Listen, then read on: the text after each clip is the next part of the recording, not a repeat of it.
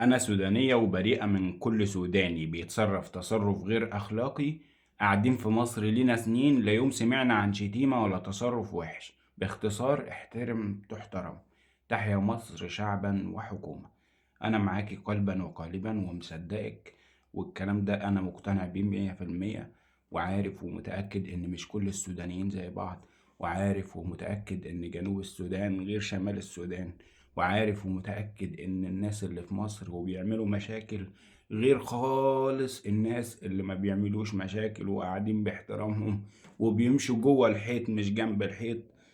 عارف إن السودان نفسها، انتوا هناك في السودان كان فيكوا اللي بيقتل وفيكوا اللي بيتقتل. فالكلام ده كله يا جماعة احنا مش ناسين ولا نقدر ننساه.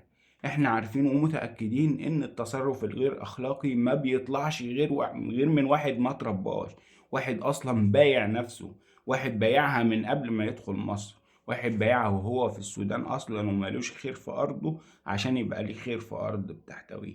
عارف ومتأكد ان مش كل السودانيين زي بعض.